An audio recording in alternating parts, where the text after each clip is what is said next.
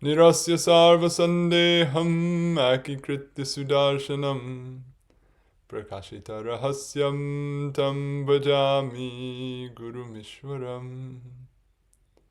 Itam Shri Radhika Prana Nata Pada Sarojayo Yena Premanubhutyasha Dattam Tam Shri Gurum Bhaje. Shri Govinda Pararavinda Marupan Anyabhilashojitan Purna Prema Rasotsavo Jalamano Vritti Prasannananan Shashvad Krishna Kotha Mahamrita Payo Rasho Murake Lato Bande Bhagavatani Mananudavam Murdna Nipatyakshito. Namah Shri Guru Krishnaya Nirupadi Kripa Krite Ya Shri Chaitanya Rupa Bhut Tanvan Prema Rasam Kalo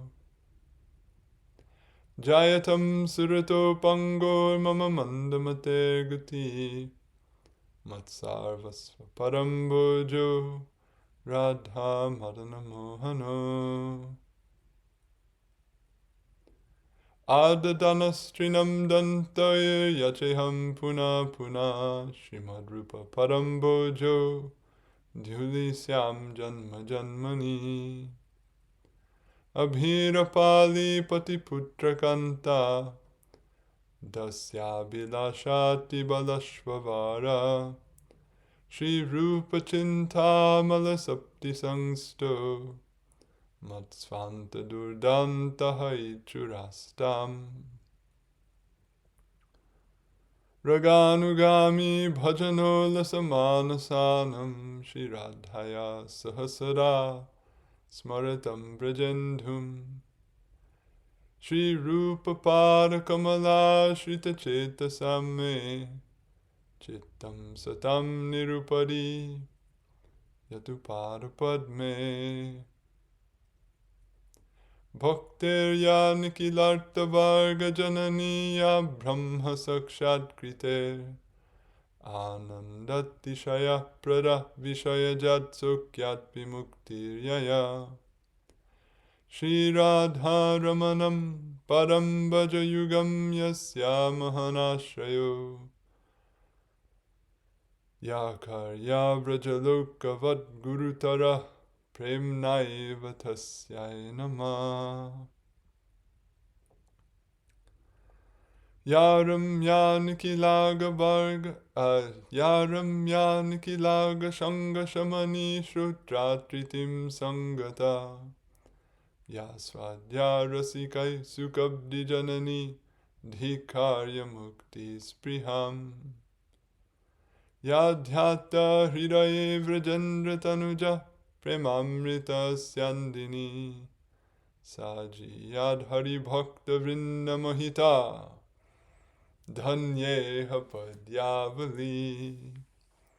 By the grace of Shri Kali Yuga Pavana, the Svabhajana Vibhajana, Prayojana Avatar, Prema Purushottam, Karuna, Mahasagar, Shri Gauranga Mahaprabhu, and his beloved Parshad, the crest jewel of Gaudiya Vaishnav, Acharyas Sri Rupa Gosvami Prabhupada.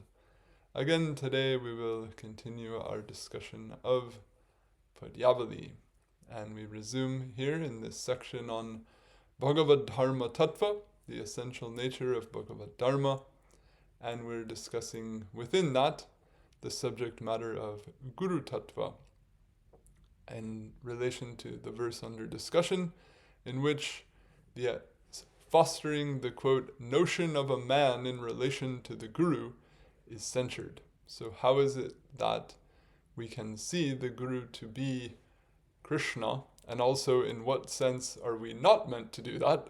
What are the parameters of this perspective? This is what we're drawing out in the discussion.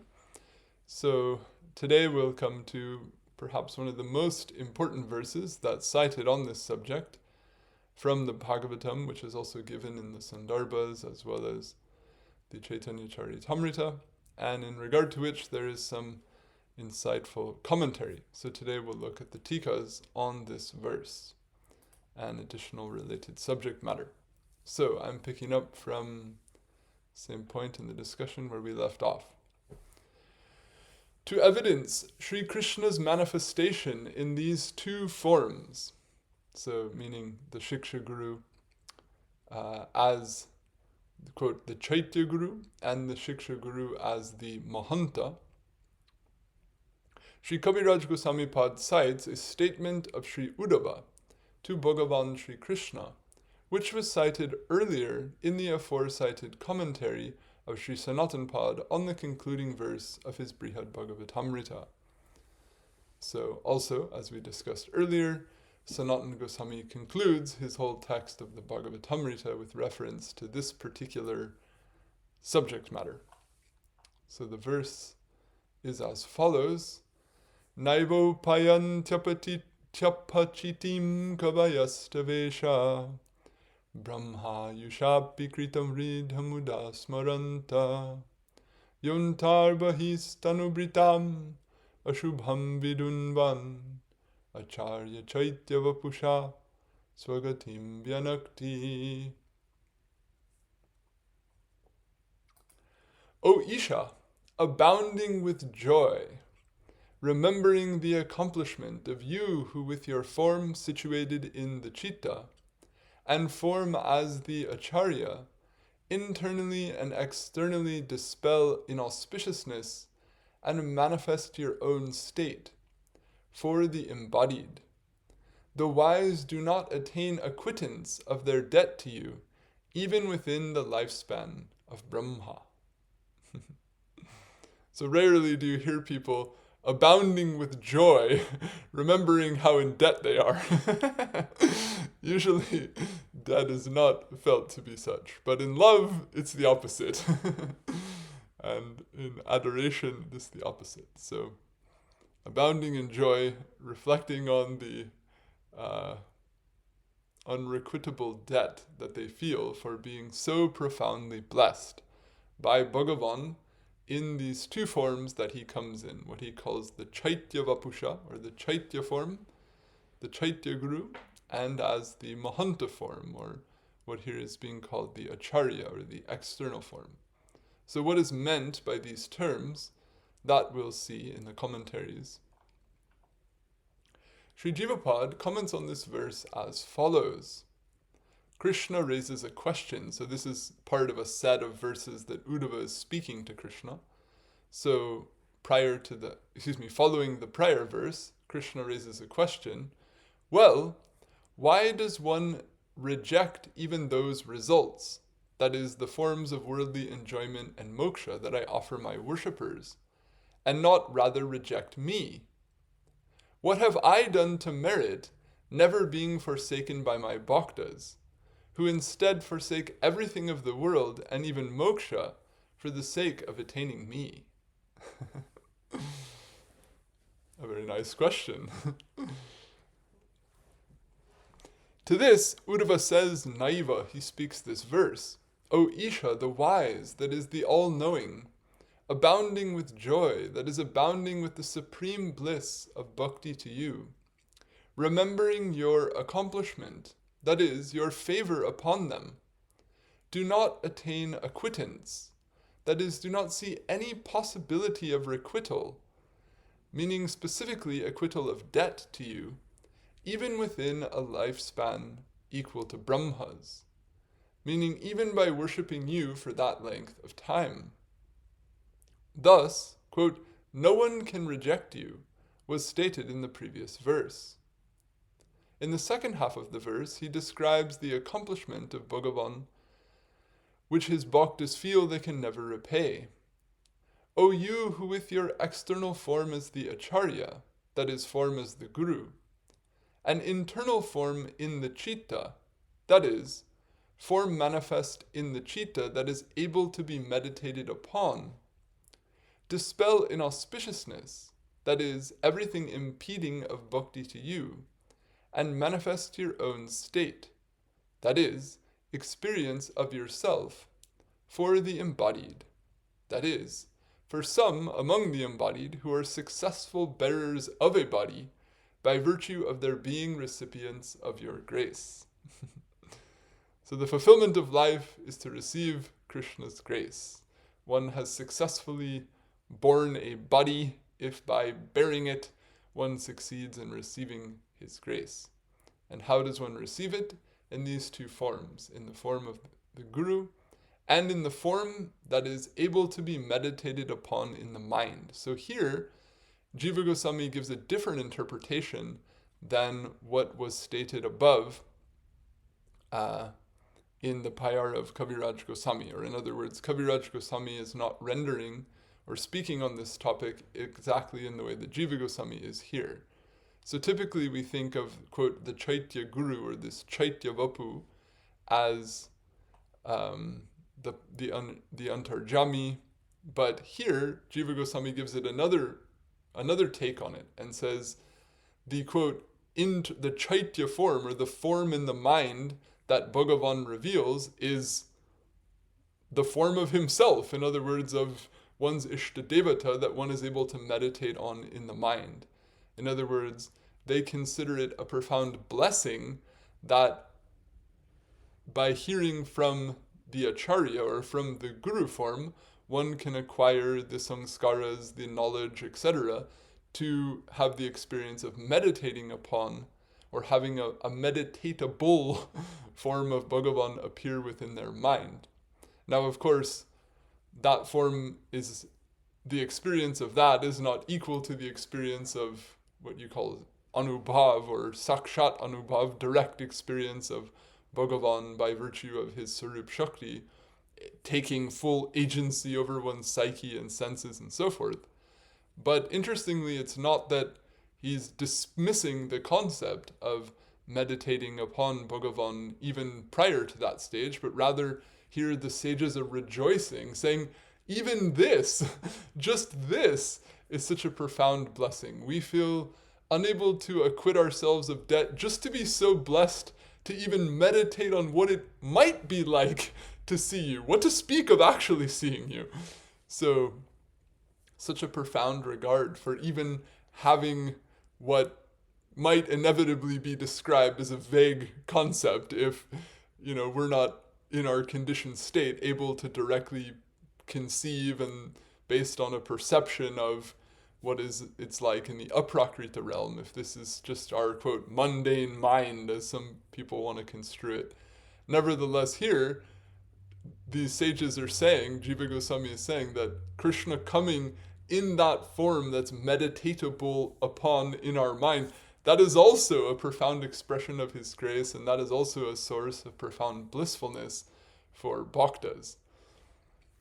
So, what to speak then of the blissfulness of direct experience. So that's one way that this concept of the Chaitya Vapu is explained. But it's not the main concept that is relevant to our discussion here, but I've included it just to show the range of meaning that this verse has. So Sri Jivapad's interpretation here of the meaning of Sri Bhagavan's form situated in the Chitta as a form of him manifested in the Chitta which is able to be meditated upon. So a Chitta Spurita Dhyeya Akar differs from that of Sri Samipad, who explains it as follows. Quote, you who with your internal form situated in the Chitta, that is, form as the inner regulator or antarjami, meaning the Paramatma, dispel inauspiciousness, that is, the inclination towards objects of the senses, and manifest your own state, that is, your own form, you reveal yourself to your bhakta. So this is, you could say, the more classical understanding, and Kaviraj Goswami is clearly following Samipad's interpretation of this verse as he's rendering it here in the Charitamrita. So, what is this inner form in the psyche that Bhagavan has? It's this form as the antarjami, or that which drives the process of cognition, which sanctions the thoughts, the cognitions that take place, etc. So, by virtue of functioning in that form, then one is able to affect the process of citta shuddhi, or to purify the mind of Vishaya vasanas. And when that takes place, then one can have what is called direct experience, or this experience of revelation of Bhagavan's form in full. So Chakravartipad gives some very nice elucidation of this viewpoint of Swamipad. So Kaviraj Goswami's discussion is essentially based on Swamipad's commentary, and what Chakravartipad gives is an illumination, so we can understand, in this case, what Kaviraj Goswami is referring to with full detail by reference to this later work of Vishwanath Chakravarti. So he renders this verse as follows. If Krishna raises the objection, well, because of my being a bestower of all desired purusharthas, only upon persons who worship me, my giving those purusharthas to them is not unconditional, and rather is only conditional. So in the previous verse, Uddhava is praising Krishna for being so gracious, and so Krishna might say, I'm not really that gracious, I'm just a conditional giver. People give things to me, so I give it back. You might call that nice, but it's not really that special. So if Krishna were to deflect the praise like this, then to that he says, no, it's not like that. Even the worship of you being performed by them, furthermore, is only given to them by you. You can't just say, I'm just reciprocating, because you're the one who created their capacity to worship you in the first place. So you're actually giving of yourself profoundly in response to something that you've gotten back that was originally given. In other words, if, a parent hands a child, a small amount of money, the child buys some small token of affection, offers it to the parent, and then the parent gives the child a very elaborate gift in return, then... And then this says, you gave me a gift, I'm giving you a gift, it's not a big deal. The person will say, but you gave me the original means to give you the gift in the first place, and then having given me the means to give you a little gift, now you're giving me a big gift in response to the little gift that's actually also a gift from you. So it's really all just the profound love of yourself. This is the way Chakravartipad is conceiving it. So even the worship of you being performed by them is only given to them by you. Thus, so what situation does that leave you in then? People certainly do not attain acquittance, that is requital, meaning specifically acquittal of debt to you, by means of attendant service to you, the unconditional provisioner of supreme benefit, or the highest good, spanning or continuing for the duration even of thousands of great kalpas. So you're so profoundly gracious for giving people this opportunity to experience love for you, to experience what it's like to worship you, that till the end of time, until that end actually does end, and then another universal cycle starts, and then many such cyclic manifestations of the universe unfold, still someone cannot acquit themselves of the debt they feel after having experienced the blissfulness of that love. So thus he says Naiva, he speaks this verse. In the second half of the verse, he describes the favor shown by Bhagavan specifically. So how does Bhagavan do this? How does Bhagavan bring this experience to the people? Quote, you who externally favor the embodied with instruction in the mantra related to yourself and bhakti to yourself in the form of the acharya, that is the mantra guru and shiksha guru. So he's saying one way that you bring this experience to people is by giving them a mantra and giving them teachings about that mantra, about bhakti to yourself. In other words, teaching them and enabling them to practice bhakti to yourself. And then secondly, here he says, you internally prompt functions or vrittis in the intellect that cause attainment of yourself. So you also enable the psyche to function such that one can have these cognitive experiences. So you bring the knowledge, you bring the technology, if you will, or the the ritual, the process by which these things are cultured. And then you also are the one who drives the functioning of the psyche that enables this experience to take place. So you provide both the content and the mechanism that processes the content to generate the experience. You're providing the entire thing. So he adds here, with reference to the Gita in 10.10, quote, I give that means of understanding by which they reach me, dadami buddhi yogam tam yenamam upayanti te. So if Krishna is said to give this buddhi yoga, or this means of understanding by which people reach him, Chakravarti Pada is construing that quote-unquote means of reaching him as driving the cognitive process in the person's mind. And thus you cause enactment of worship of yourself and manifest your own state. That is, you grant your worshippers the state, the nature of which is being an associate of yours, possessed of prema. So he takes, Swamipad took this, quote, manifest your state to mean manifest your form. In other words, give darshan. Chakravarti Pad is going a bit further and saying, you give people, entrance into your state, means you get entrance into being there with you in the state of being that you're in the state of place, in the state of existence that you're in. So you make them, your personal companions who are imbued with prema. So Sri Kaviraj Goswami Pad also cites Bhagavad Gita 10.10 as a second evidence for his aforecited statement in Charitamrita 1.147, that the inner regulator is one of Sri Krishna's two forms as the Shiksha Guru.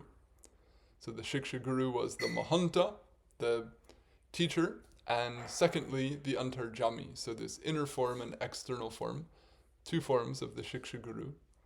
Thus, it is likely that Sri Kaviraj Goswami Pad had Sri Samipad's interpretation of 1129.6 in mind as he treated the subject of the Shiksha Guru in the opening chapter of the Charitamrita. The full statement of Bhagavan Sri Krishna in Bhagavad Gita 10.10, along with Chakravarti Pad's commentary on the verse, is as follows. So if we look now to the second evidence that Kaviraj Goswami gives for his point, and again look at Chakravarti Pad's commentary on that second verse, interestingly, he comments right in the same vein of thought. So the verse is, Tesham satati yuktanam bhajatam pritipurvakam dadami buddhi yogam tam yenamam upayanti te. To those ever intent upon me and worshipping me lovingly, I give that means of understanding by which they reach me. So Chakravarti Pad comments, a question is raised. Well, from your statement in the previous verse, quote, they become satisfied and delighted, tushanti cha ramanti cha. So in the previous verse, Krishna is describing these buddhas, or these, wise or intelligent persons who always engage and talk about him and enlighten each other with such talk. And in doing so, become satisfied and delighted. So he says, from your statement, quote, they become satisfied and delighted, the supreme bliss beyond the gunas of your bhaktas experienced solely by virtue of their bhakti is understood. So when they're becoming satisfied, when they're becoming delighted, what is the cause of that satisfaction? What is the cause of that delight? It is bhakti. But what is the method in regard to their direct attainment of you? And from whom is that method to be understood or learned by them?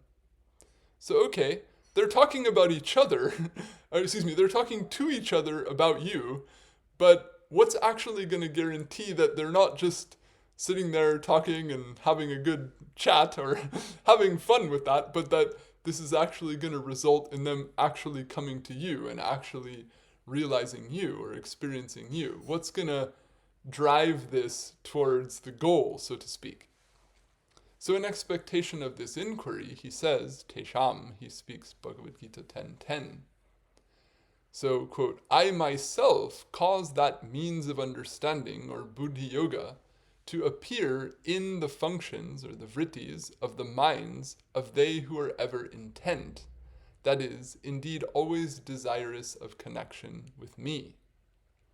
So those who have this longing, this desirousness to be connected with Krishna, then he's saying, I supply the manner of cognition that is required of them. In other words, we may think that our ideas are our own, that we create our thoughts, so to speak. But from a broader perspective, thoughts are essentially the images that emerge from previously acquired samskaras, which become impressed upon the mind due to the functioning of the psyche, which takes place involuntarily. We can't even turn off our mind if we want to, and we are subjected to a state of constantly cycling natural flux, elements around us, which create all these different circumstances and impressions. So we're essentially in this giant shaking ball that we can't stop from affecting us. So how we're acquiring all these experiences and thus all these impressions and thus all these images and thus all these thoughts is actually completely out of our control. We're more or less a dandelion floating in the breeze of all of that, and so within that context, that someone becomes intent upon Bhagavan, then Bhagavan will intervene, or he'll take some precise agency in regard to the cognitive experiences that take place in that person, in the case of that person, such that those result in them having ideas, or quote, having realizations that bring about experience of him, or so to speak, bring people to them. And they might have this feeling of like, I got this idea, but ultimately, no one really owns the creative thoughts that they have, or although we have this concept of, quote, intellectual property and patenting and so forth, there are some interesting places in the fourth canto where it explains that all thoughts are all like subtle objects that are just floating in the collective unconscious, if you will, if we can borrow some modern terms, and people are more or less just happening upon them the way we happen upon objects in physical space, and they're not really the products, or that we can't really claim to own or be credited with them as such. So if that's the case of all thoughts, then definitely those thoughts that result in us coming to him and coming in connection with him, as per the theme we were on earlier of his swaprakashata, or his self-manifestness, how could those thoughts not have been driven by his agency? How would they come about otherwise? They must be him supplying that buddhi yoga, so to speak. So that means of understanding, furthermore, is unable to be understood by anyone on one's own or from another. So this is a very interesting point. So the way I understand this, let me just read the original text here, the way he puts it. Sa buddhi yoga svataha anyasmatcha kaschirapi adigantum ashakyaha.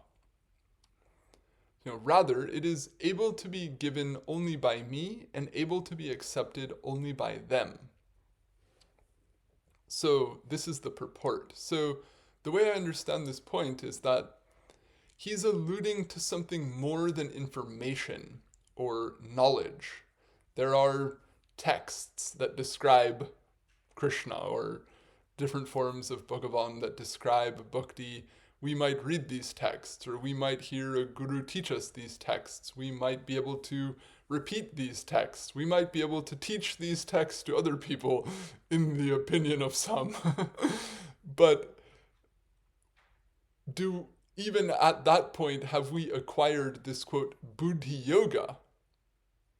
Maybe not, or in most cases not, in the case of someone who hasn't had direct experience of Bhagavan. So what's being referred to here as this, quote, buddhi yoga isn't so much the idea or the information or even the cognitive function of that information happening, but you could say the actualization of that, or coming to realize the object to which that thought is mapped or pointed or directed, just as, in Sanskrit, objects are called padarthas, or the meanings of words. So, which is kind of, or the object that a word refers to, which is kind of a nice way to show the role of language in cognition. So what are things? They're the objects of labels, or the objects of words. So we might have, quote, knowledge of something, means we might be able to talk about it, but we may not have actually experienced that, the padartha, or the object of the word. So to have this information or this knowledge about Bhagavan is one thing, and then there's this buddhi yoga, or this thing that here is, you could say, this thing that is supplied by me and is unable to be understood by anyone on one's own or from another. So this is something more than what you can learn from the guru, or more than what a teacher can teach you. The teacher can give you ideas, the teacher can instill some impression, but it is able to be given only by me and able to be accepted only by them.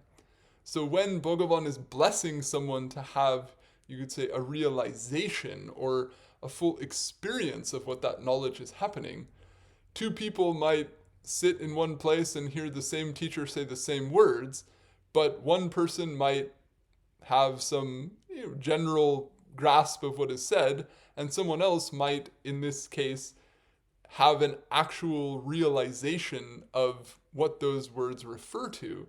And that will be something that takes place by Bhagavan's grace on that person, and it's his agency which is, you could say, monitoring or functioning in relation to the readiness or the appropriacy of the level of depth of experience that's suited to particular individuals as per their stage, the relative purity of their psyche, and so on.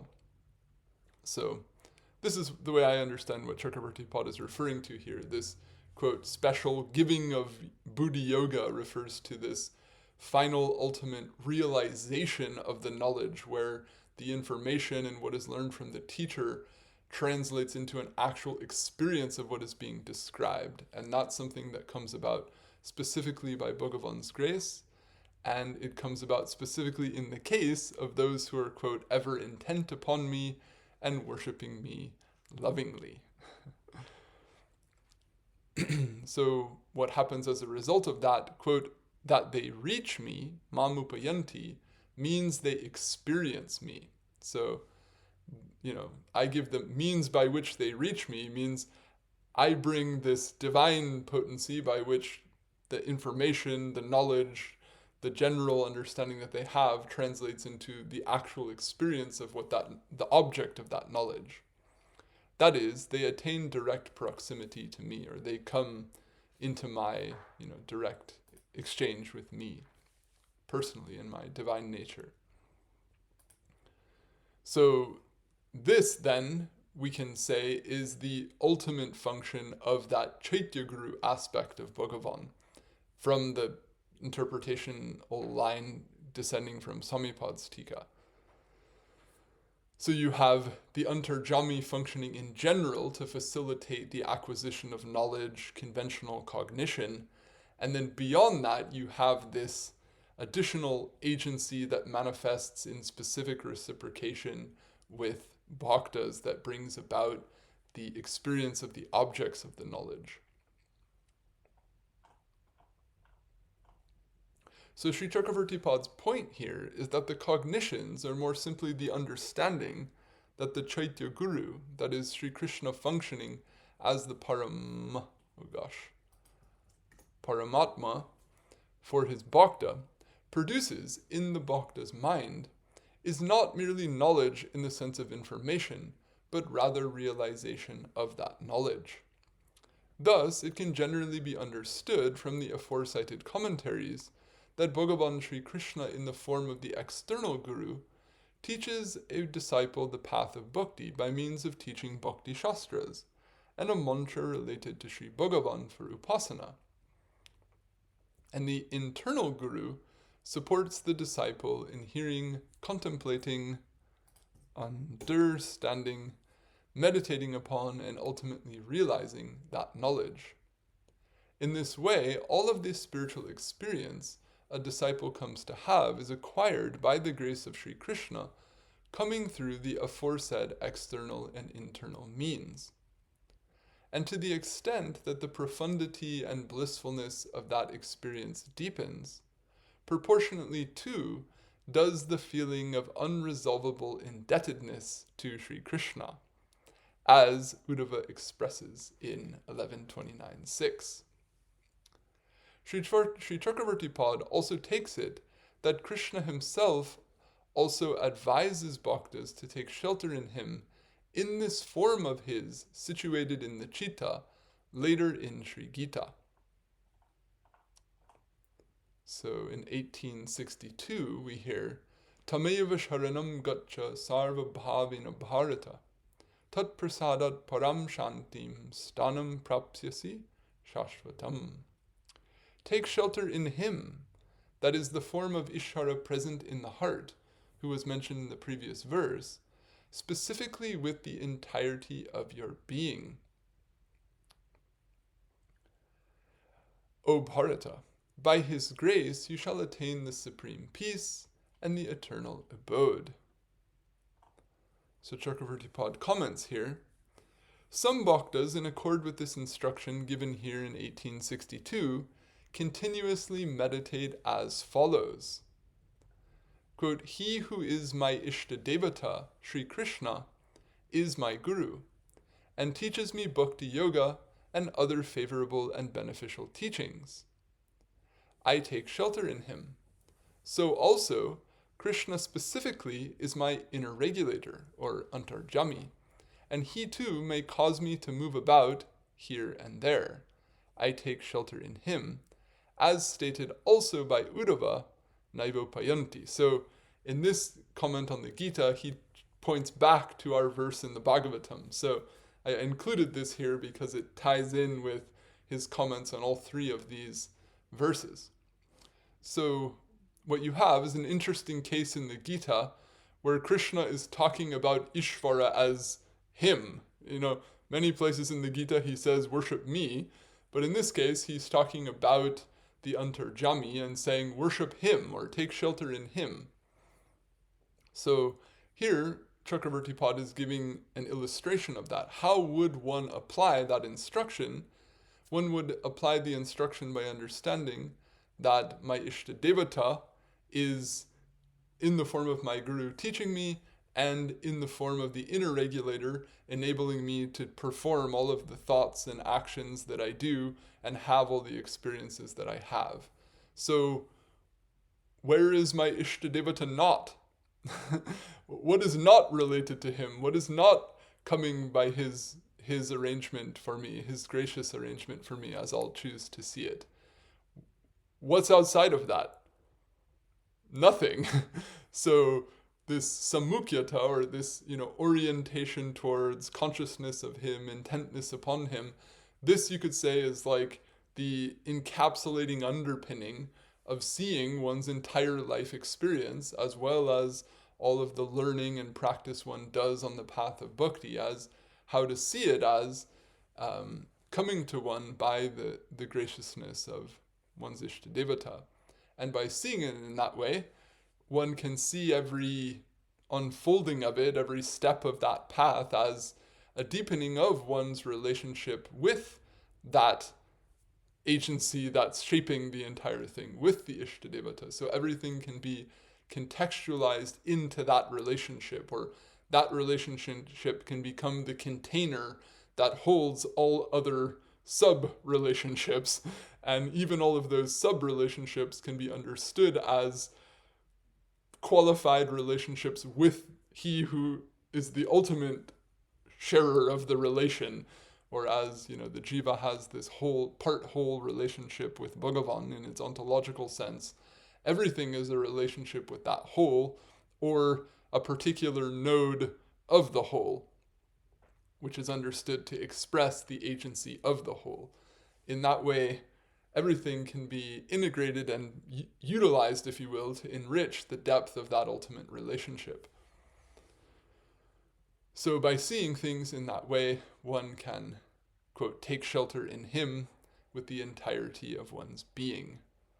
And part of doing so, then, is to see the guru, or sources of knowledge, persons who teach us along the way, as also particular forms or specially, adorable forms in which that Ishtadevata comes. So in this way, it is understood how Bhagavan Sri Krishna acts as the guru of an aspirant on the path of bhakti, and thus why the guru is to be seen as Sri Krishna himself. But in what way, how, why? Specifically out of regard for, there's a typo, this oneness between the guru and Krishna that is existent by means of the guru acting as the medium by which Sri Krishna's own act of self-manifestation is accomplished.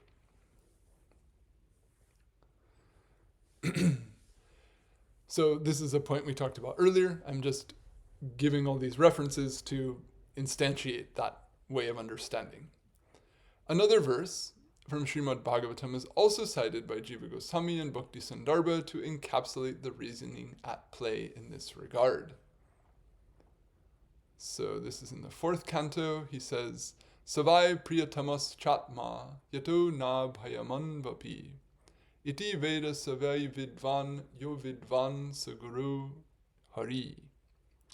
He, namely Hari, is indeed dearmost and the self.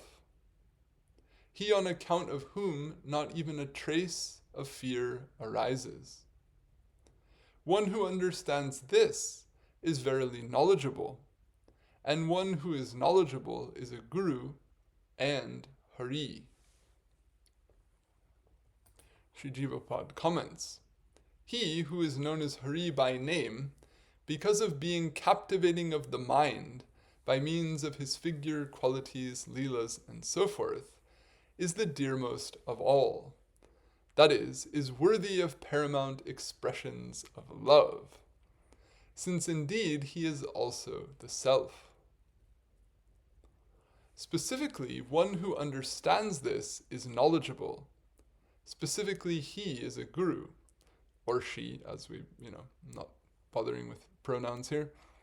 Moreover, one who in this way is a guru is indeed Hari. This is the meaning.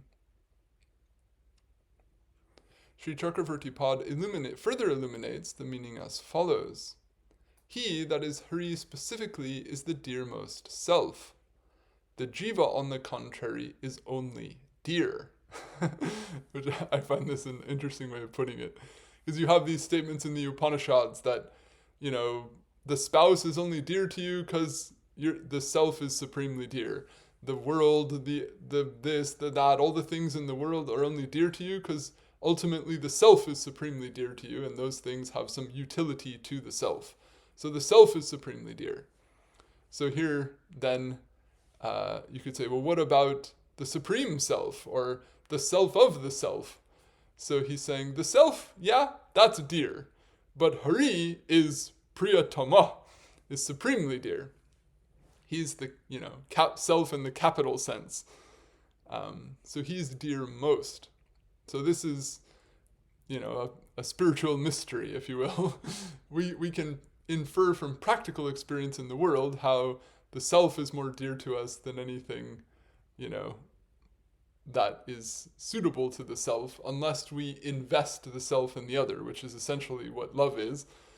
And then if there were, then if we consider if the self is that dear, then what would be the dearness felt of the self of that self? That would be the most profound, intense sense of dearness. So that's one of 4 reasons that Jiva Goswami says Bhagavan is supremely worthy of love in the Tattva Sandarbha. So anyway, that's another point. But here we're talking more on the the guru side of the subject matter. So the reason in this regard is stated as follows: on account of whom, that is, on account of worship of whom, not even a trace of fear arises. So there can be no detriment whatsoever to worshipping Bhagavan.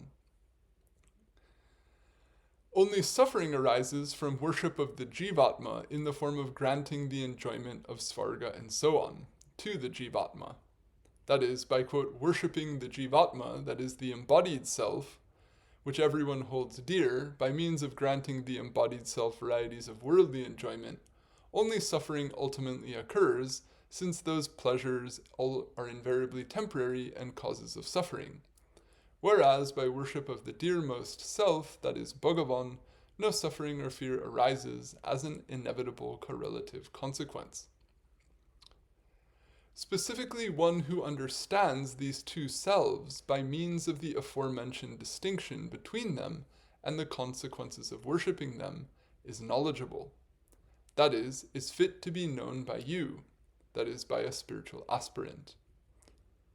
So this is one way of boiling down everything there is to know both, oneself as well as the Supreme Self, and to know which one is most worthy of adoration and in which way. So one who knows that is worthy of being known by you. In other words, one who knows that, you should know that person, because by knowing that person, you can also learn what you need to know. So specifically, one who is in this way knowledgeable is a guru, that is fit to be taken shelter in by you, and specifically one who is in this way a guru is Hari, that is fit to be worshipped by you.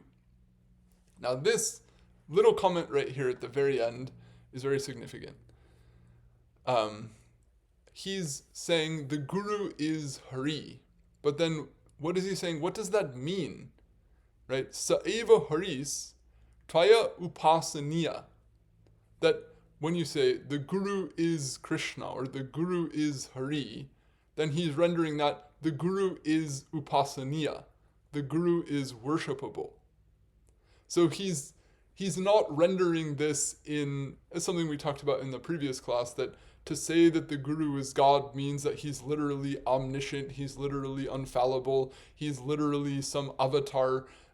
Not, generally speaking, all of these statements that speak of the guru as Hari, or in the Upanishads, the famous statement, matri bhavo deva, pitri devo bhava, acharya bhavo deva, atiti bhavo deva, that be one for whom the mother is the divine, be one for whom the father is deva, be one for whom the acharya is deva, be one for whom the guest is the deva.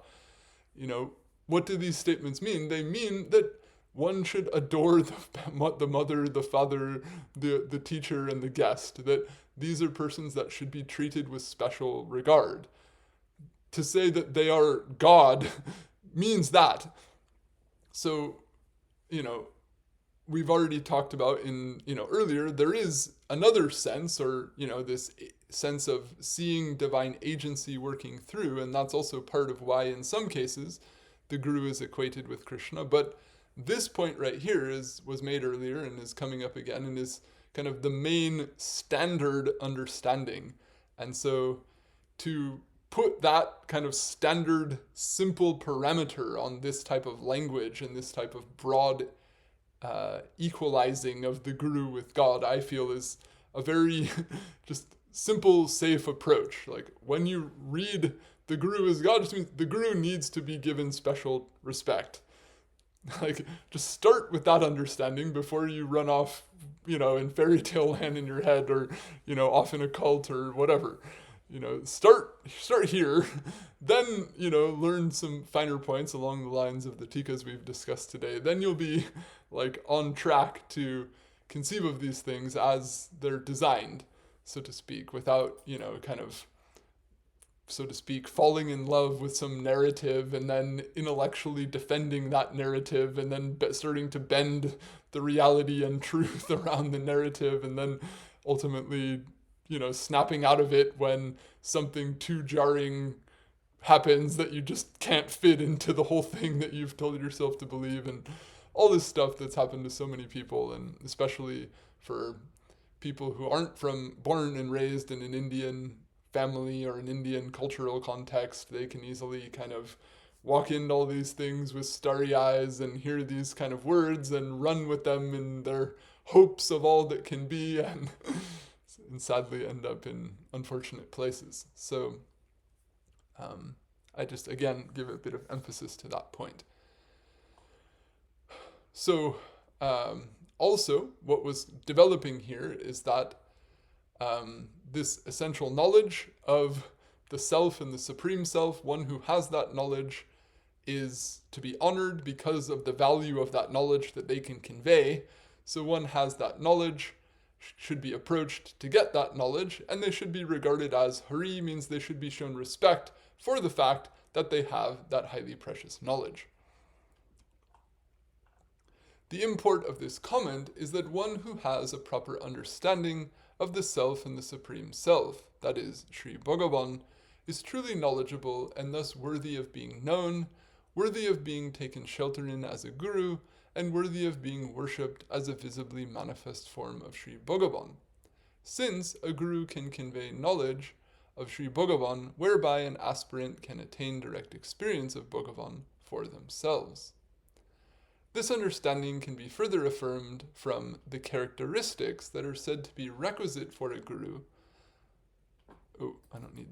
by Bhagavan Sri Krishna in Bhagavad-gita 4:34. Tadvidhi pranipatena pariprashnena sevaya upadekshanti te jnanam jnaninas tattvadarshina. So now we're segueing into discussion of the lakshanas, or the characteristics of someone who's fit to be taken shelter in as a guru. So far, we have just this simple statement in Bhagavatam 4:29-51 that the guru is vidvan. They are knowledgeable. They have this knowledge. What knowledge? That knowledge of the Supreme Self and the Self, the dearness or the relative dearness of the Self and the Supreme Self, and how the two are to be regarded. One who has that knowledge can be considered a guru. So who is a guru? They are a bearer of knowledge. What kind of knowledge? That kind of knowledge. So, therefore, who is fit to be accepted as a guru, they're required to have that type of knowledge. If you think someone's a guru, or someone else tells you someone's a guru, but they don't actually have that knowledge, you're not actually going to get what you're meant to get when you approach someone who's called a guru in the scriptures. You might have an experience, you might like it, you might not, who knows what will happen to you, but it won't have anything to do with what the culture designed here in the Bhagavatam and designed by these acharyas of our sampradaya. The idea that they have in mind when they talk about gurus and knowledge and teachings are all very crisply explained when we dig into what they've written. So, in other words, one should have a clear understanding of what the characteristics are in someone who is going to be approached and perceived and trusted and treated in a way that is befitting a guru. So from here, our discussion will go into those characteristics, and that will go for some time, especially based on the main verse in this regard in the Bhagavatam. So I think I'll stop here rather than diving into the details of that, and we can go fresh at that topic in the next go. So I'll conclude here. If anyone has any comments, corrections, feedback of any type, please feel free.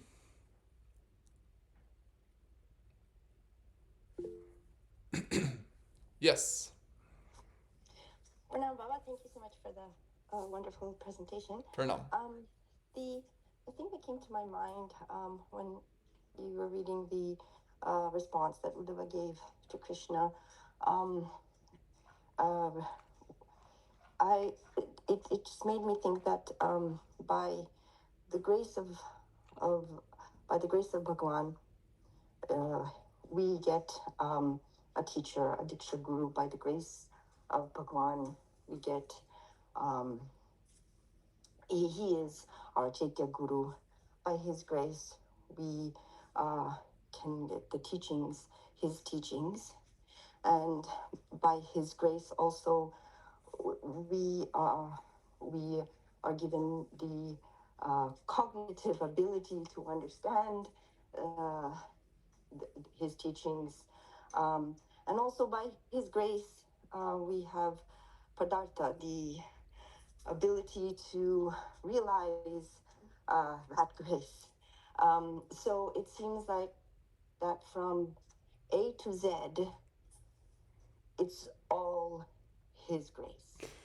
Bravo, bravo, bravo, bravo, bravo. What comes to my mind is, so as an aspirant Sharanagata, what is my role in this? Because I feel that, sorry to bring up, free will.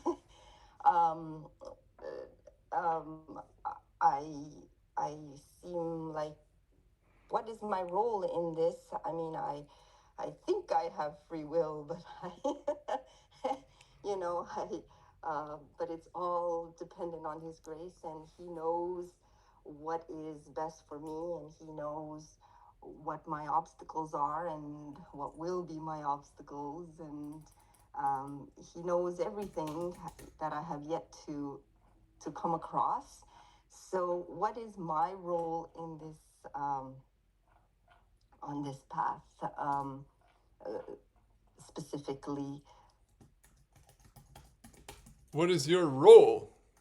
Yes, because I feel that it just seems that the whole it seems like there's already like a storyboard that I don't know what's gonna happen. It just seems like that because it's all grace, and since it's all grace, I feel like Bhagwan has already written the story, and I'm just the player in it. And yes, I want the best outcome for myself. I want to be surrendered to Bhagwan. I want to serve him. I want to please him. I may want these. I want to do that. I have all these obstacles from my all these samskaras, all these anarthas, all the results of all many aparads, and I don't even see them clearly. But Bhagwan knows it all, and so I just feel like I'm a player in a play that doesn't know the script very well. So that's I desire.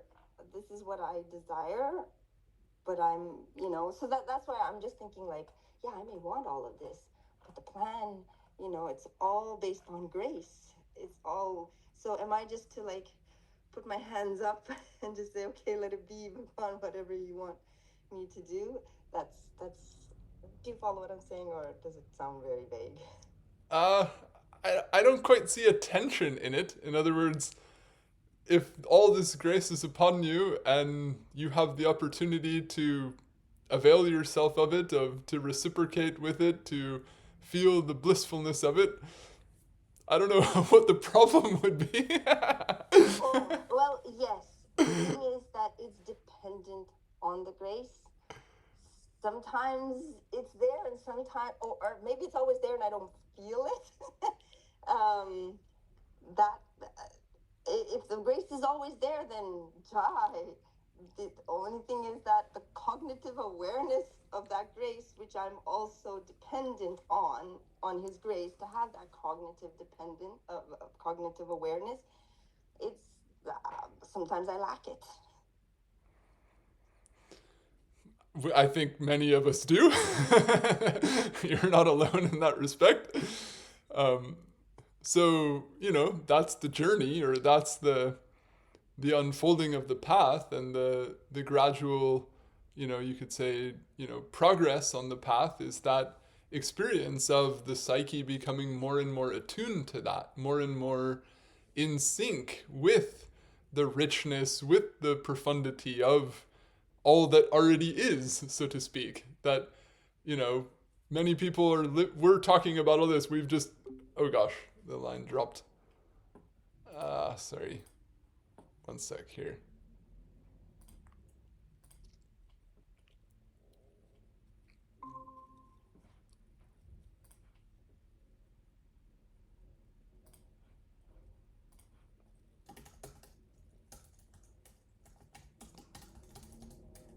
Oh no.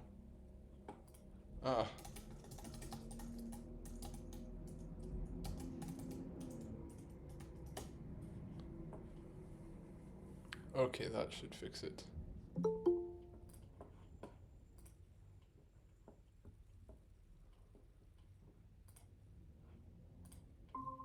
Okay, sorry about that. So I was just saying that, oh gosh, I lost my immediate thought I had, but what I would reply to what you're saying is that we have these struggles in appreciating all that we've been given. And on the one hand, the fact that we have some ability to even see how much there is to appreciate is itself a great state of blessedness. And if you think of people who are taking their own life, or, walking around all angry and frustrated and, stuck in all of these negative things without recognizing all of the positive potential that their life has, then by contrast, we can observe a great sense of benefit and enrichment in our own life. And by that, we can also infer that by continuing to cultivate these practices, continuing to engage in what is, purifying of the psyche and deepening of our absorption in Bhagavan, then all the more wonders and enrichment await. And, that tension, if you will, or simply originates in anadi karma. It's not Bhagavan's creation, it's not our creation, it's just there, one way of seeing it is, like sport. Any sport has a certain set of established parameters. There's a goal, and then there's certain limitations put on the goal, or how to achieve the goal, and then the game and the relish is achieving the object given the set of limitations imposed. Like, put the ball in the goal, but you can't touch it with your hands, or put the ball in the goal, but you can't kick it with your feet, or whatever the game you're playing is. So something like that, there's this beginningless situation where these jivas are in an absence of awareness of Bhagavan, and he's this, crazy lover, if you will, who has this, endless joy in providing people with the capacity to express love for himself that he can then reciprocate with. And it's just this never-ending game of blessing people with these things and then seeing how they react to them, and then all the complexity of an infinity of jivas with all interacting with each other, and all the ups and downs and clashes that happen in the course of trying to, or giving people the chance to come into that level of experience. And we have the understanding that he relishes it all the way, patram pushpam phalam toyam, offer me a leaf and I'm satisfied with that. Offer me some Ganges water and tulasi and I'm satisfied with that. It reminds me, actually, just yesterday I was looking at one verse that's from the 12th canto, that comes in the middle of the Bhakti Sandarbha, and it's actually right on this topic. If you don't mind, I'll just read the verse. I'll just read the translation. You can look it up if you want. It's on the Anushilan site. It's 12.840. So this is spoken by Markandeya Rishi. He says, "O Vibhu," or "O Krishna." Oh, wait a minute. What is this? That's not... Wait, sorry. Uh-oh. Did I not load my... I just re-rendered that, and I was quite happy with it. Where did it go? One sec. Maybe I didn't put it there. Okay, here it is. So he says, O Vibhu, how do I praise you, indeed by whom the life air is impelled and functions? And following that, the speech, minds, and senses function for the embodied, for Brahma and Shiva, and for myself as well. Still, you are out of love, the friend of your worshippers. This is the literal sense. So what he's saying is that my entire vitality, the functioning of all of my senses, my ability to think, decide, desire, to have any kind of animated existence at all, for myself, in the case of all the devas, in the case of every embodied being, all of that is impelled and caused by you. So, commenting on that, who is it? I think it's Jiva Gosvami. Where is it here? He says, it's Samipad. Jiva Gosvami repeats it too. So, regarding this, because you brought up free will, commenting on that, he says, although there is no independence from you for anyone anywhere, and he says it quite bluntly, na kvachit api kasya api svatantram. Still, he says, although that's the case, you are the bandhu, the friend, by virtue of bhava, of the persons who are your worshippers, even with speech and other activities of their senses that are prompted by you like a wooden puppet. So even though people are essentially like puppets that you're animating to worship yourself, still you are, quote, their bandhu, which he renders here as, you are affectionate to them by virtue of the prema bhakti given indeed by you yourself to them. So the word actually in the Bhagavatam is bhava bandhu. So he's calling Bhagavan the bhava bandhu.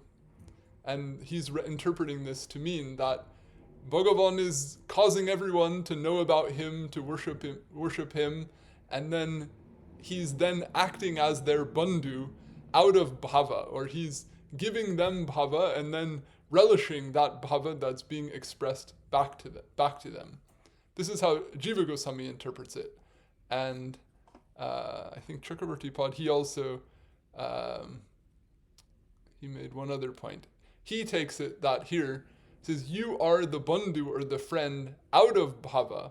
So, in other words, you can take it that he's a bhava bandhu because he becomes a bandhu to the jiva by way of the bhakti that he gave the jiva and receives back. That's Jiva Goswami's view. And then Chakravarti Pad's view is he's the bhava bandhu because he just has bhava himself for that jiva who he's made a bhakta. So in other words, he's a bandhu because of the love that he receives or out of the love that he has for the giver. So Chakravarti Pad, he just ends his tika by saying, Adbhutam tava kripa vaibhavam. He says, thus, the greatness of your grace is astonishing. This is the purport. So, even though it's as if people are, have no independence, I mean, he's putting it quite bluntly there, saying no one really has any independence at all, but nevertheless, Bhagavan is a lover. He loves to love. He loves to give people love. He loves to lovingly reciprocate with the love that he's getting back from them. And, he's satisfied by that. This is, the astonishment or the wonder of it all, or the richness of the mystery, so to speak, is that. So you can encapsulate all that into this name of Krishna, Bhava Bandhu.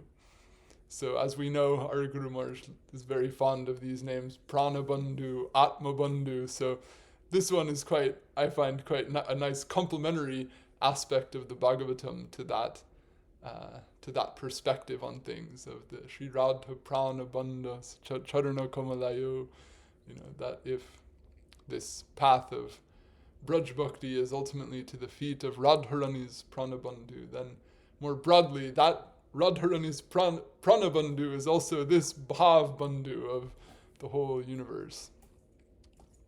So, I don't know. if that answers your question, but those are the thoughts it inspires in me. Yes, thank you. Thank you. All right, well, I think we can conclude here. Pardon me for going a little over time. So if we're so blessed, next time we'll continue our discussion. We'll look at the lakshanas of the Guru as dictated in the Gita, the Bhagavad, and also the Upanishads. Vaishnavebhyo Namo Namah. Jai Shri Guru, Jai Shri Gaur, Jai Jai Radhe Shyam. Jai Radhe. Thank you, Baba. Jai Jai Jai.